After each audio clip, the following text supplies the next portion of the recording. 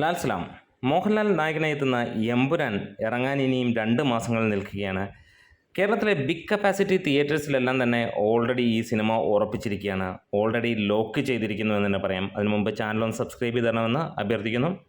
എറണാകുളം കവിത, Apsara, Aries plus, Radha, രാഗം, അഭിലാഷ്, രേവതി, പങ്കജ്, കൈരളി തുടങ്ങിയ കേരളത്തിലെ ഏറ്റവും വലിയ തിയേറ്ററുകളിലെല്ലാം തന്നെ ഈ ഒരു സിനിമ പ്രദർശിപ്പിക്കുമെന്നുള്ളതാണ് ഇപ്പോൾ ലഭ്യമാകുന്ന വിവരങ്ങൾ. ഒരുപക്ഷേ കേരളത്തിൽ 700-ന് മുകളിലുള്ള സ്ക്രീനുകളിൽ ഈ സിനിമ ഉണ്ടാകും എന്ന് തന്നെ പ്രതീക്ഷിക്കുന്നു. ഇപ്പോൾ നമുക്ക് ലഭ്യമായ, അതായത് 2 മാസം മുമ്പ് ഏറെക്കുറെ ഉറപ്പായിരിക്കുന്നത് 550, 600 തിയേറ്ററുകളിൽ ഉണ്ടാകുമെന്നാണ്. 100 മുതൽ 200 വരെ ഫാൻ ഷോസ് സിമ്പിളായിട്ട് ഉണ്ടാകുമെന്നുള്ളതും കേരളത്തിൽ തന്നെ നമുക്ക് പ്രതീക്ഷിക്കാം.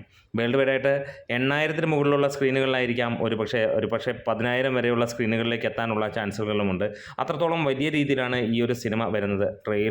ടീസർ വന്നപ്പോൾ തന്നെ നമ്മൾ കണ്ടു ഏത് രീതിയിലാണ് സോഷ്യൽ മീഡിയ ആളിക്കത്തിയതെന്നുള്ളത്.